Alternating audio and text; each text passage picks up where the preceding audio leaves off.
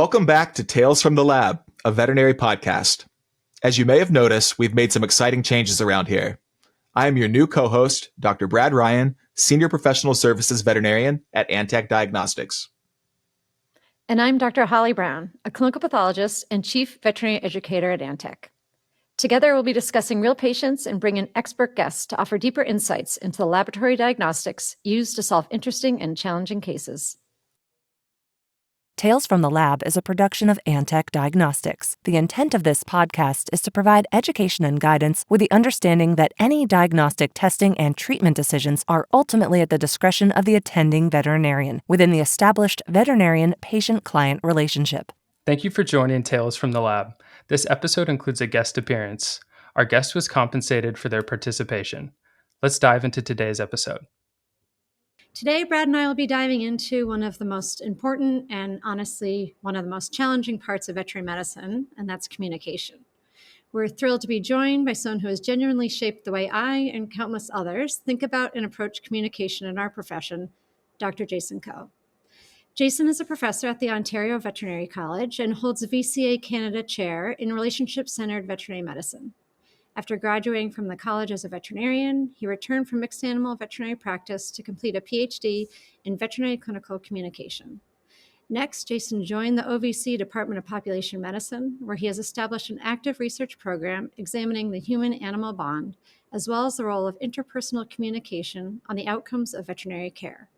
He's published over 100 peer-reviewed journal articles, is co-author of the book Developing Communication Skills for Veterinary Practice, of which I am the proud owner myself, and he's regularly invited to speak nationally and internationally at scientific and continuing education conferences. We are grateful to have you here, Jason.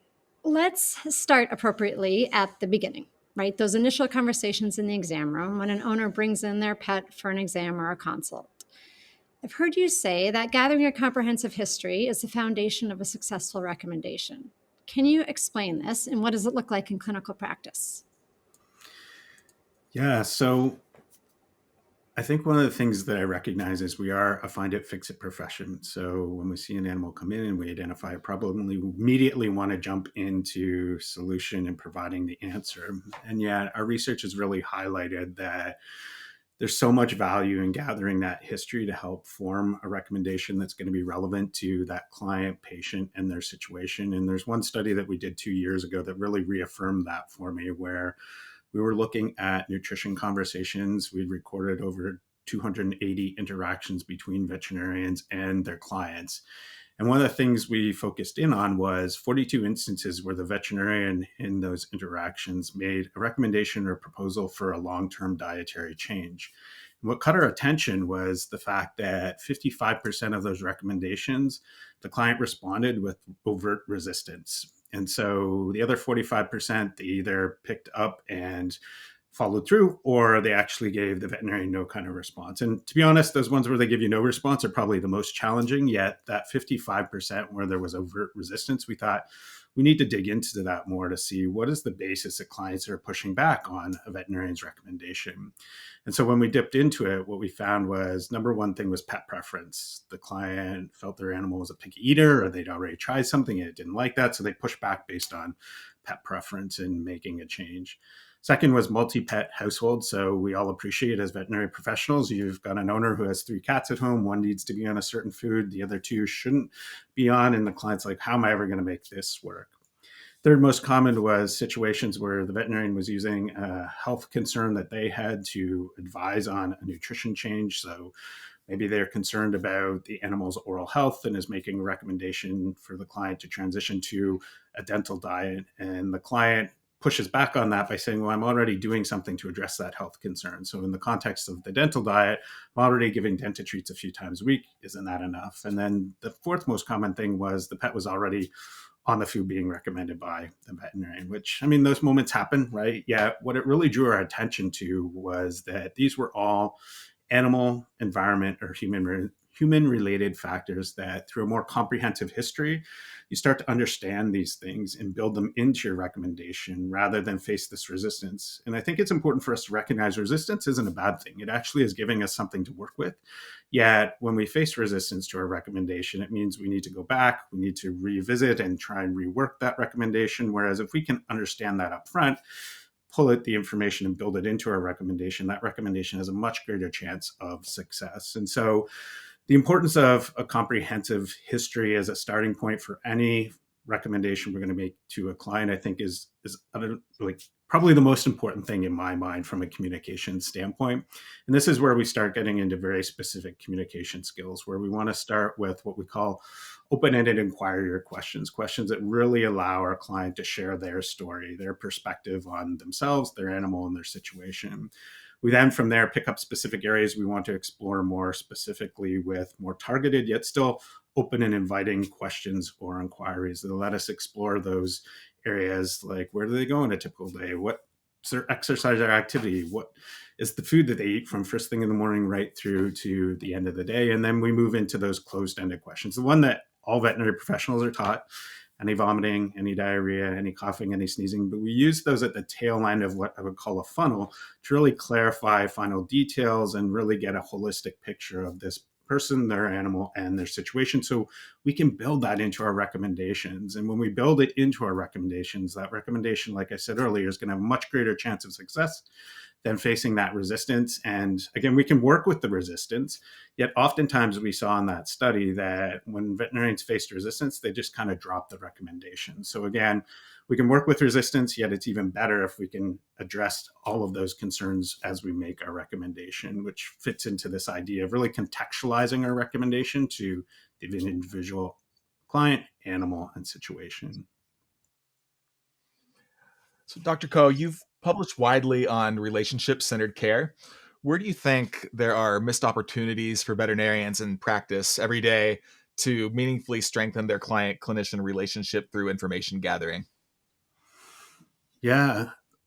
So thinking about that, it really brings me back to sort of how we gather information. And there was a study done many years ago that identified that as veterinary professionals, we only spend about 9% of our time gathering information and spend 48% of our time actually educating and counseling clients, which I think suggests that there's this huge opportunity to learn more about our client. And as we learn more, we're starting to build that relationship and the connection.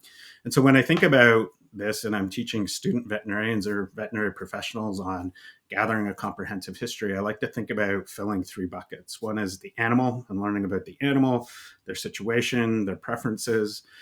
The second bucket is the environment for both the animal and the client. So understanding that and how that factors into the healthcare of the animal and how we move forward in a way that really suits their situation. And then the third bucket is the human bucket. And as time has gone on, I've started to really appreciate that when we're educating veterinary students or technician students, we really tend to focus on history gathering in the context of the animal bucket and the environment bucket. And it makes a ton of sense to me. We are doing that because we are helping them gather information that's imperative to come up with a diagnosis, which informs treatment and management. And yet, over the last 10 or 20 years, as I've been doing research into communication in veterinary medicine, I've come to really appreciate that it often ends up being the environment bucket and the human bucket that influences the recommendation that is made and whether or not that client's going to follow through with it. And so it's important that we gather information in all three buckets. I think a lot of the time, we have limited information in that human bucket. And so by getting more, it really allows us to better understand what our clients' beliefs, values, goals are for their animal, and then tailor that information back and making a recommendation that's going to be relevant to that individual client. And we're not just making broad sort of sweeping recommendations for every client. We really tailored it to that individual and their pet and situation. All right. So we likely have quite a few people who are listening who recognize that they struggle to ask these open-ended questions. So what are some of your suggestions that you can offer to give them a little bit of help there? Yeah, I really appreciate that question, Brad. And, we often refer to open-ended questions, yet I will use the word open-ended inquiry because some of the most inviting things we can do are actually statements. And so some of the stems that really fit well with that I like are walk me, or starting off a statement with walk me or tell me or describe. And so walk me through what a typical day looks like for you and Harley. I love that question because it gives a lot of information of like what their daily routine is, often includes what they're feeding them, and often gets you where they're going, the interactions that they have. And so we use that as kind of a starting point. And then we might use something like, well, tell me about the changes you've noticed in Harley since the last visit he was here with us, which really starts to allow the client to share the things that they're observing without us having to go around and sort of pick out what are the different elements that they have noticed that are changing in their animal. So it makes actually our job, I think, easier by asking these open-ended questions or inquiry. And then we might use something like, describe for me what your goals are for Harley. And I think, that has to be fit into the right place in interaction, but is a really important inquiry to understand what's important to this client and what are they looking to get out of this, and how can we work together to achieve that. And so I think as people are starting to build this, I often encourage people like start with one or two, create these back pocket questions or inquiries, use them. And when you get comfortable with them, then expand off of that. And so what I've just shared may work for some, may not work for others. Yet I encourage people like find one that works for you, use it. Once you're comfortable, expand your repertoire in terms of those communication skills, and specifically the open-ended question or inquiry. So veterinarians often pride themselves on efficiency or may feel forced into it, right? What about the time it takes to ask those open-ended questions and the concern that it just takes too long for it to be practical in clinical practice? Yeah, Holly, that's totally fair question. Our research, when we've gone out and done focus groups with veterinarians, we hear time and time again, time pressures being sort of the number one challenge for most veterinary professionals. And so I think thinking about efficiency, it makes sense in terms of that. I think it's interesting. We've done a couple of studies now looking at the difference between when we use an open-ended question versus a closed-ended question. And one of those has been around nutrition, where we originally in an observational study, again, cameras in the corner of the examination room, recognized that many veterinarians, when starting a nutrition conversation within our sample, utilized a very specific question. And it was, what kind of food are you feeding? And so we looked at that to see like, how do clients respond? And we found that clients treated it as a closed-ended question where they gave very limited information. Oftentimes it was brand-related information. But it really didn't encourage engagement between the veterinary professional and the client. And in some cases, we actually saw clients get defensive to the question, which makes sense. When you, as a client, go into a veterinary practice and you're sitting in the waiting room, you're usually sitting there looking at one or two brands of food that the practice carries. So when you go into the examination room and the technician or the veterinarian transitions the conversation to nutrition, and it's what kind of food are you feeding, then you can appreciate how clients are thinking, it's not what I saw out there. I've got to justify why I'm feeding what I'm feeding. And so it's not that we don't want to know what the client's feeding. And it's not that we shouldn't have food. I mean, there's good practice management work to that. Yet it did suggest to us we need to look at other ways of approaching it. And so we went out and did a follow-up study where we sent in a research assistant and randomly assigned them before the veterinarian came into the room to ask the client one of three different variations of a nutrition question. And one of them was that classic one that we see used in veterinary practice time and time again. And that's whether you're where I am in Canada, where you are in the United States, or I've seen it in the work that I've done in other countries around the world as well. And so what kind of food are you feeding? We matched that up against the one that was something we adapted from human nutrition, which is tell me everything Rory eats through the day, starting first thing in the morning, right through to the end of the day. And I love that question because first off, it's asking for everything. Second, it's providing some structure from first thing in the morning, right through to the end of the day to aid clients' recall of information. So they can just start thinking first thing in the morning, right through to the end. So when we ran this study, what we found was, again, this was randomly assigned to be asked of clients, that the tell me question got 3.5 more items on average than the what-based question that's commonly used in practice. So we saw we got more information. Now, the thing I'll say is that it did take longer for clients on average to respond to the tell me question.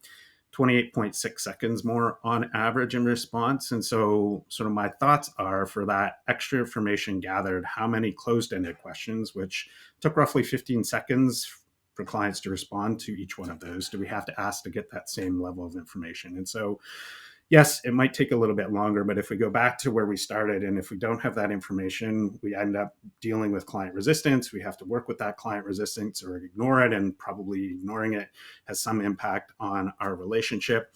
That little extra time investment with the open-ended inquiry or questions, I think, pays off in the long run. And in the end, there are going to be times where it takes a little longer. Yet there are often times where it's actually going to make up that time in other parts of the interaction with the client. And so I think that's important for us to keep in mind.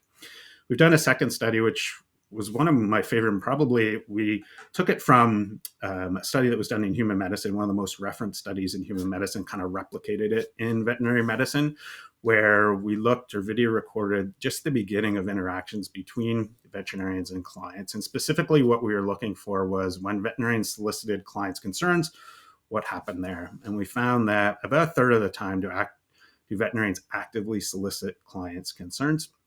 And we found when they solicit them in an open-ended way, that they got statistically significantly more concerns from the client than when they did it in a closed-ended way. So when they did it in an open-ended way, so what concerns do you have today versus do you have any concerns being a closed-ended version? And so we saw with that, what concerns do you have today? Significantly more concerns were shared.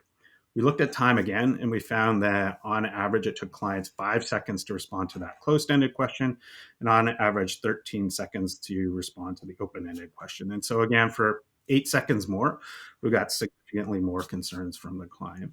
The other thing that I think is really important from that study was when we looked at veterinarians who did not solicit clients' concerns at the beginning of the appointment, they were 4 times more likely to get a concern in the last couple of minutes, those doorknob concerns. And so we talked about the importance of efficiency.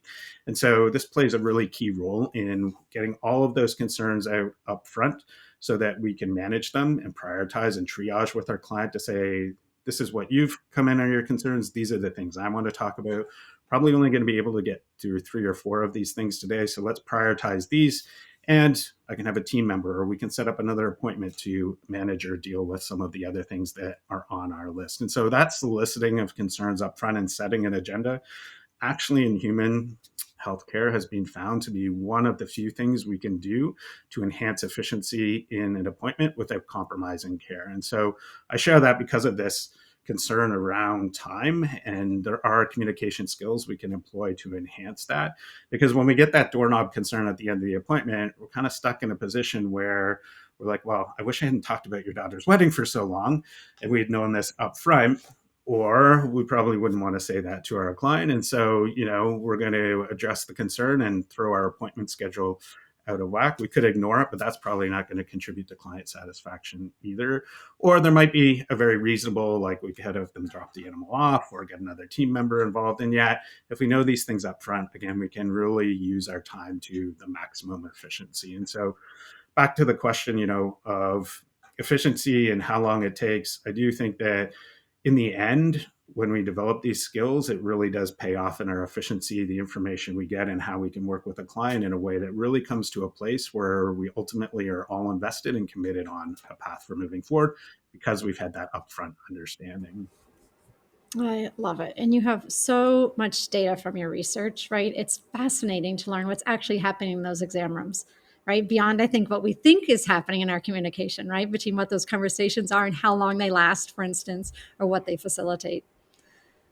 Well, I think that's it, is that we've now built like 20 years of evidence in veterinary medicine. We're an evidence-based profession. And so now we can take that 20 years of evidence and start applying it to the interactions we have in the examination room. And our work is now expanding to pretty much all relationships in veterinary medicine and our communication. And so how do we take that learning and start looking at transferability to interacting with team members or those kinds of things? So I think about a lot of the same communication skills or principles, and applying to our client interactions also apply to our team interactions and environment. Love it.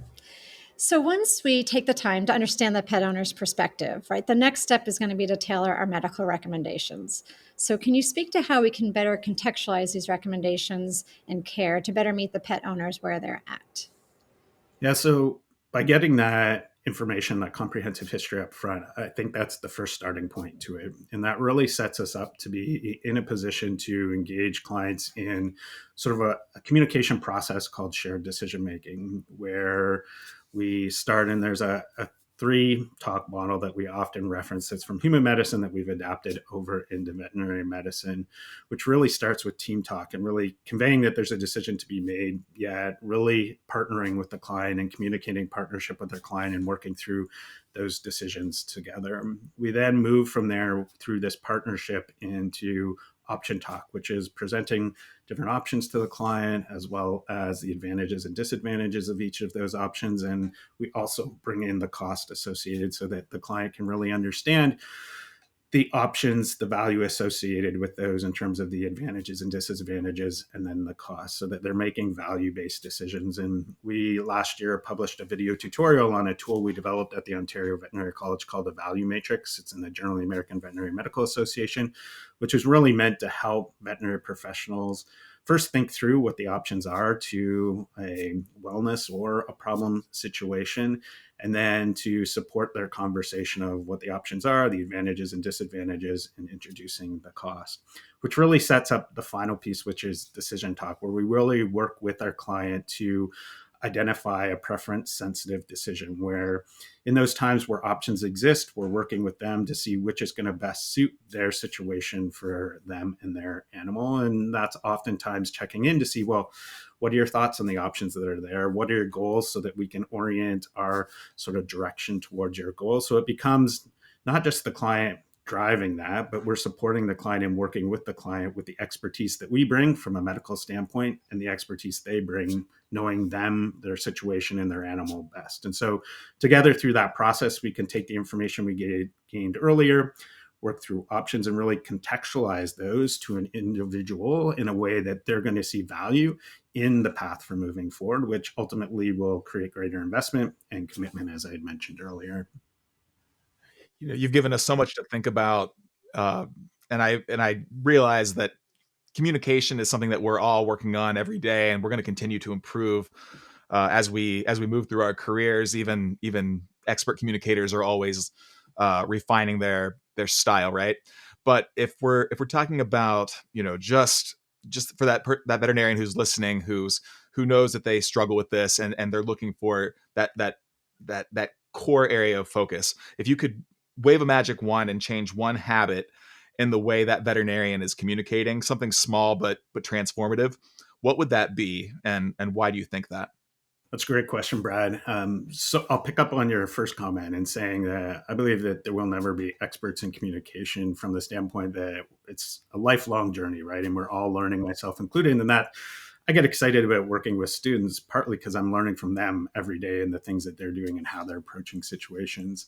In terms of the magic wand, I do think, and we've already talked about it, for me, it would be equipping either myself or each member of my team, regardless of what their role might be in veterinary practice, with the understanding of how do we develop an open-ended question or inquiry. And the reason being that I do feel like that's the starting point of any conversation. And if we skip over it, that's when we run quickly into trouble with our clients in terms of creating a plan that is going to work. And so regardless of what your role is in practice, being able to ask an open-ended question is really important. And there was a study done several years ago, again, where they looked at how many open-ended versus closed-ended questions that a veterinarian would use during an interaction. And they identified that on average, a veterinarian uses 2 open-ended and 13 closed-ended. So the million-dollar question is, well, what should that ratio be? And to be honest, again, I have no idea what that ratio should be yet. What was interesting about this study was 25% of the interactions they looked at, and I think it was 300 interactions that they video recorded, 25% didn't contain a single open-ended question or inquiry. And so it speaks to that opportunity that I feel that in every interaction we have with a client, there's at least one opportunity to ask them an open-ended question or inquiry to learn more than we probably would through our closed-ended questions, which really sets us up for making a recommendation that is tailored or contextualized to that individual client, their animal, and their situation. So my magic wand would be to equip everyone with the ability to ask at least one open-ended question or inquiry. And that's just such a great thing for us to practice in general, right? As we work on our communication, even outside of veterinary medicine. But Thank you, Jason, for sharing your research and your insights, creating a better understanding for all of us about how this communication is currently happening in the exam rooms, right? Learning from that and giving us some tools and tips that our listeners can use in the exam rooms to make some strides and advancements in their communication technique as well.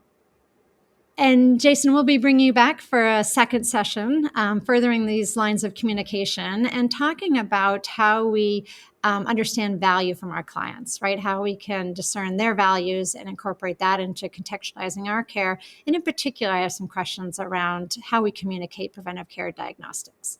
So I hope everyone will tune in for the second episode, and thank you for listening. Listen to new episodes of Tales from the Lab wherever you get your podcasts. And now you can also watch us on YouTube and Spotify. Be sure to like and subscribe for exciting new content. Share new episodes with your colleagues and follow us on Instagram at Tales from the Lab. That's TAILS from the Lab. We're grateful you're here.